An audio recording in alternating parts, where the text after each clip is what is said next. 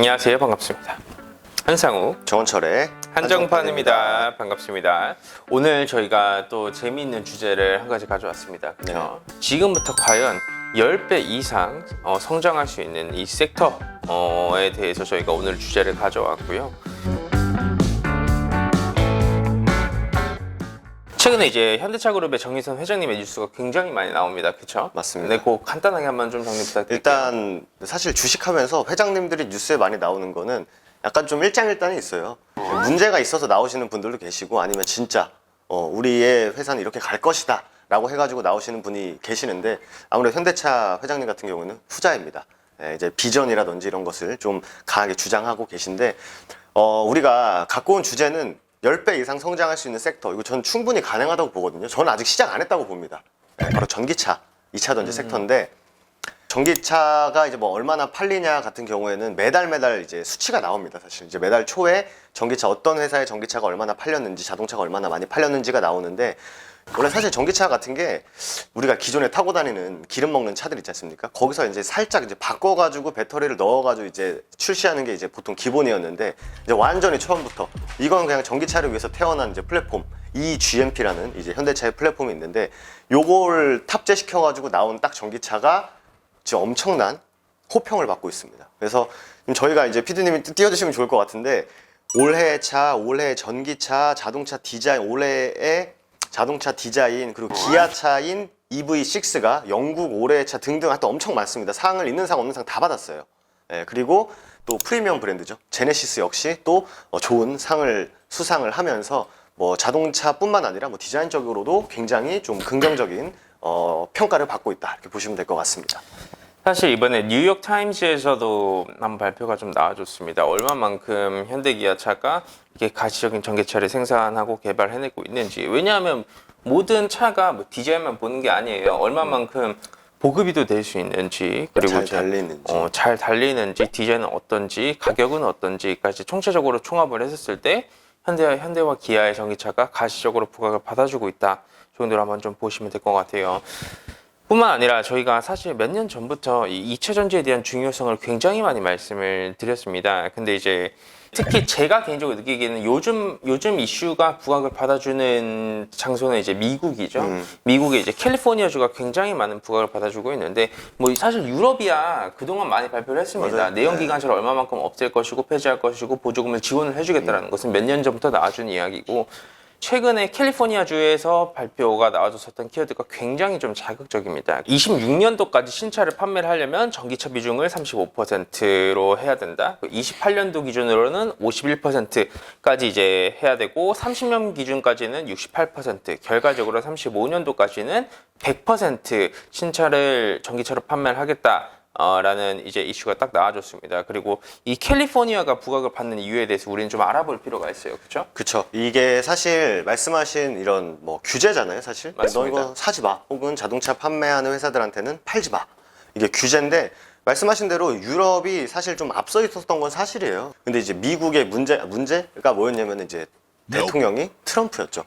트럼프 당시 그 대통령은 뭐 환경 규제보다는 일단 뭐 다른 쪽에 좀 집중을 하셨는데 이번에 바이든 대통령이 되면서 연비 규제라든지 이런 것들을 부활시켰죠. 그렇죠. 트럼프가 이제 무효화시켰던 거를 이제 바이든 아저씨가 나오셔가지고 다시 한번 이렇게 해야 된다라고 하면서 불이 붙기 시작을 했는데 말씀하신 그 캘리포니아의 중요성에 대해서 말씀드리면 캘리포니아가 법제화를 탁 하지 않습니까? 그럼 이걸 따르는 주가 최소 15개는 딱 된다고 합니다. 캘리포니아가 이제 전기차 시장의 심장이라고 하거든요. 그래서 여기서 발표를 땅 하면은 전국적으로 퍼져나갈 수 있다. 그래서 캘리포니아가 굉장히 중요한 것이다라는 것을 말씀드리면 될 것 같습니다. 이 전기차의 가격을 보면 사실 저는 굉장히 좀 그래도 싸지는 않은 것 같아요.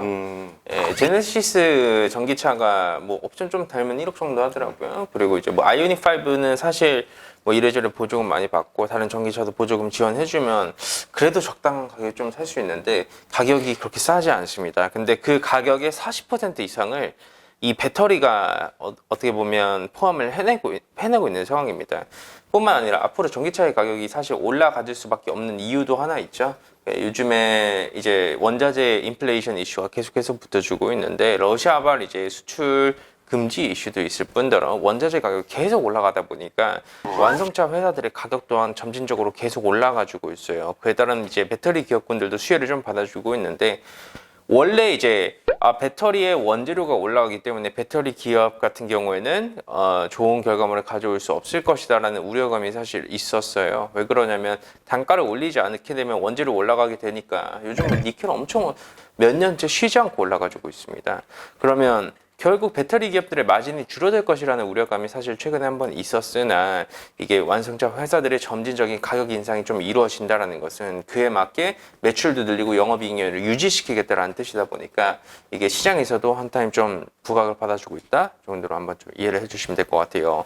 과연 그러면 배터리 산업 같은 경우에는 앞으로 이런 2차 전지 시장 규모가 지금 기준으로 봤었을 때 앞으로 10년이죠. 네. 2030년도에서 뭐 30년도 중반까지 얼마만큼의 성장 파이가 좀 나와줄 수 있을까요? 제목에 말씀드렸던 이 10배가 가능한 이유가 전기차 시장이 수치로만 놓고 보면은 2020년부터 한 52조 정도 시장이 된다고 해요. 근데 이게 한 10년 후에는 한 8배. 전기차 배터리 시장은 35조에서 진짜 10배인 350조까지 시장이 좀 커질 수 있다는 전망이 나오고 있고, 저는 이게 완전 진짜 터무니없는 수치는 아니라고 생각을 해요. 실제로 가스차, 석유차를 계속 줄이고 지금보다 더 전기차를 많이 팔던지 사람들이 사야 되는 그런 상황에 맞이할 수밖에 없기 때문에 전기차 시장은 충분히 커질 수 있다라고 좀 생각을 합니다. 저는 사실 제가 이런 2차 전지 관련 기업군들을 투자를 할 때 정말 단기의 관점이 아니라면 저는 아직까지 한 번도 손절을 쳐본 적이 없습니다. 개인적으로 이 에코프로비엠이라는 기업을 굉장히 좋아했습니다. 왜냐하면 처음 상장을 하고 나서부터 요즘 CES 말씀을 많이 드리네요. 제가 CES 갔었을 때부터 자율주행 그리고 2차 전지 이쪽을 굉장히 좀 눈여겨서 봤었습니다. CES를 한 두 번인가 세 번 정도 참여를 했었었는데 그때 그들이 적극적으로 발표를 했었던 부분 중 하나가 결국 2차 전지 배터리 분야가 있었거든요. 그리고 나서 굉장히 좋게 봤었던 게 에코프로비엠이었었으나 요즘에는 사실 안 봐요. 네, 좀 이유가 있지만 네. 모든 2차 전지 관련주들을 대부분 잘 돌려보시면 꾸준히 우상향 해주고 있는 모습을 보여주고 있습니다. 저는 개인적으로 중장기의 종목은 실적에 비례한다고 봅니다. 성장성과 실적에 비례를 한다라고 보는데 성장성 또한 사실 무궁무진한 상황이고 그 시장 파이 자체도 계속해서 늘어나주고 있는 상황이고 어떻게 되면 시장 폭락이 나와줄 때마다 분할 매수한다? 물량을 좀 모아 가준다? 물론 이제 양도세 요건에 맞춰가지고 매수해야 되겠지만 그만큼 굉장히 좀 매력 있는 섹터라고 보시면 될 것 같아요. 최근에 우리나라 시장이 뭐 오르락내리락 하잖아요. 사실 방향성을 잘 못 잡은 것 같긴 한데, 예전에는 이제 시장이 좀 밀린다 하면 이제 반도체 기업들이 열심히 이제 외국인들이 매수를 해주면서 좀 떠받치는 형국이었는데, 요즘에는 그 역할을 얘네들이 하고 있어요. 2차 전지 소재 기업들, 뭐 말씀하신 뭐 에코프로비엠, 뭐 LNF, 뭐 포스코 케미칼 이런 친구들하고 완전 배터리 셀 기업들, 뭐 SDI, LG 엔솔 이런 친구들이 또 역할을 또 하고 있다 보니까 실제로 뭐 우리나라에서도 그렇고 뭐 많은 분들이 예상할 수 있었던 게, 우리나라 이제 반도체 산업이 진짜 타이밍을 잘 맞게 해가지고 확 컸잖아요.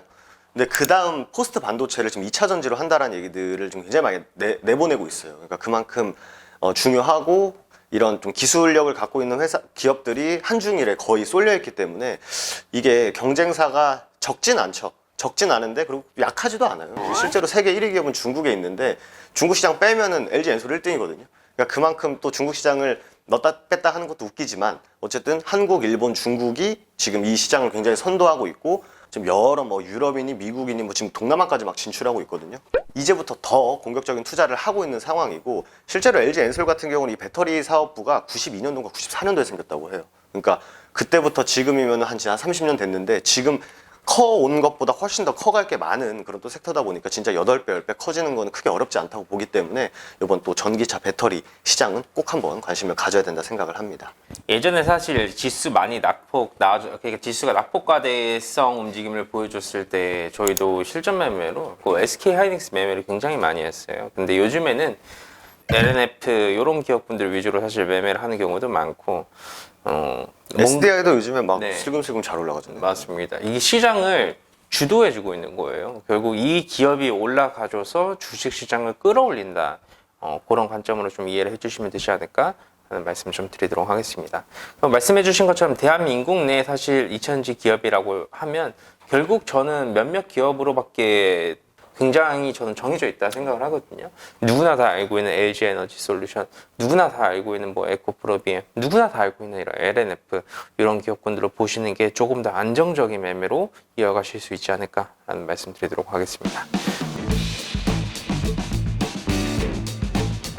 좋습니다. 오늘 깔끔하게 영상 이 정도까지만 진행하도록 하고요. 한상우 정원철의 한정판이었습니다. 감사합니다.